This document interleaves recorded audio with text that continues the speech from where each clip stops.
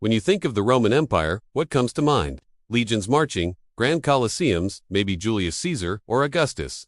We picture an empire centered on the Mediterranean, its heart in Italy. But what if I told you there was another Roman Empire? A shadow empire, deep in the east, that thrived for centuries, shaping a world far from the traditional Roman sphere. This is the story of the forgotten Roman Empire of the East, a story of survival, adaptation, and incredible influence. Let's travel back to the 3rd century AD. The Roman Empire is in crisis. Civil wars, economic collapse, and barbarian invasions are tearing it apart. It's a chaotic time, and in the middle of this chaos, a powerful new Persian dynasty, the Sassanids, rises in the east. They crushed the Parthians and launched devastating attacks on Rome's eastern provinces. In 260 AD, the unthinkable happens. The Sassanid king, Shapur I, captures the Roman Emperor Valerian in battle. It's a humiliation of epic proportions, a sign that Rome is on the brink. With Rome seemingly paralyzed, a local hero steps up. His name is Odenathus, the ruler of a wealthy caravan city in the Syrian desert, Palmyra. Palmyra was a fascinating place, a crossroads of cultures where Roman, Greek, and Persian influences blended. Odenathus, though technically a Roman subject, realized he couldn't wait for Rome to save his people. So, he took matters into his own hands. He rallied his forces, a mix of Palmyrene archers and heavy cavalry, and did what the Roman legions couldn't. He beat the Sassanids not just once, but multiple times. He pushed them back across the Euphrates River, even raiding their capital, Ctesiphon. He was the savior of the East. The emperor in Rome, Gallienus, was grateful.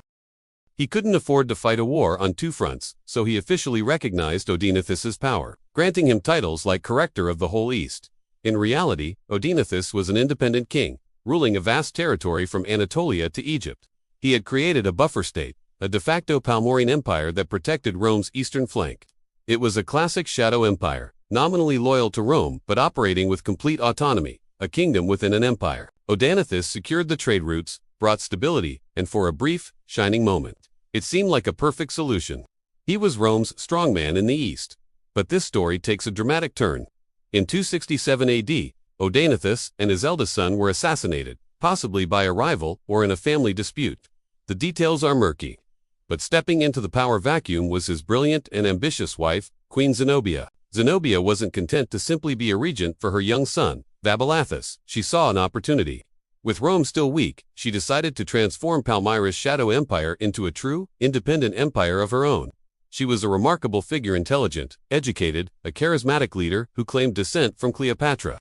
Under Zenobia's command, the Palmyran army went on the offensive. They didn't just defend the border, they conquered. First, they marched into Roman Arabia. Then, in a lightning campaign, they seized the breadbasket of the empire, Egypt. By 271 AD, Zenobia controlled a massive swath of territory. Her empire stretched from modern-day Turkey down to Egypt, controlling vital trade routes and grain supplies. For a moment, it looked like the Roman Empire might permanently splinter into 3 parts: the Gallic Empire in the west, Zenobia's Palmyrene Empire in the east, and a rump Roman state in the middle. Zenobia even began minting coins with her and her son's portraits, styling themselves as Augustus and Augusta, a direct challenge to Roman authority.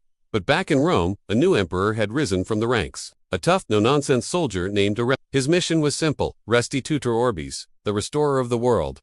And he meant it. After swiftly defeating the Goths and Alemanni in Europe, he turned his full attention to Zenobia. Aurelian was a military genius. In 272 AD, he led his legions east. The clash was epic. The Roman legions against the famed Palmyrene heavy cavalry and archers. They met at the Battle of Emai, near Antioch. It was a tactical masterpiece.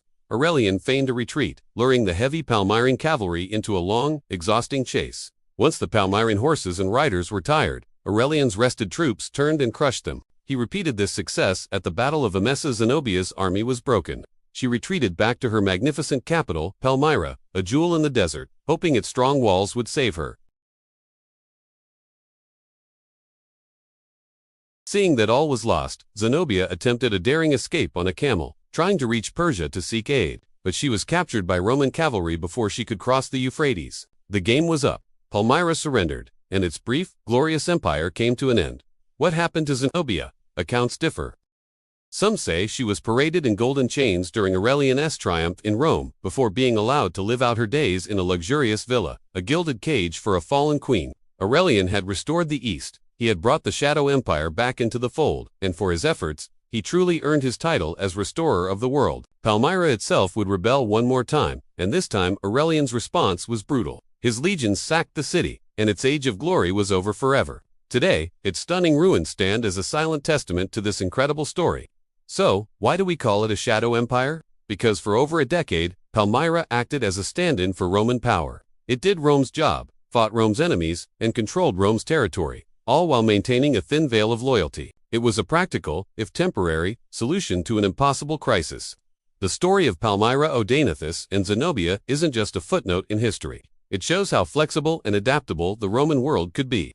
It reveals that the edges of the empire weren't just quiet backwaters, but dynamic centers of power capable of forging their own destiny. This wasn't the only time this happened, either. Throughout its history, Rome relied on client kingdoms and local power brokers to manage its vast frontiers. Think of Herod the Great in Judea, or the kingdoms of the Cimmerian Bosporus in the Crimea. These were all forms of shadow empires, allowing Rome to project power and influence far beyond what its legions could directly control. They were the unsung pillars holding up the imperial structure. The story of Palmyra is a powerful reminder that history is often more complex and fascinating than the simple narratives we retaught. It's a tale of ambition, betrayal, and the surprising resilience of an empire on the brink.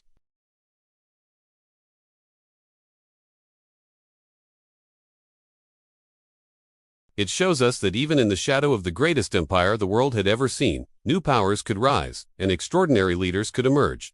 Thank you so much for watching. If you found this journey into Rome's forgotten Eastern Empire as fascinating as I did, please hit that like button and subscribe for more deep dives into the hidden corners of history. Let me know in the comments what you think about Zenobia's incredible story. See you in the next video.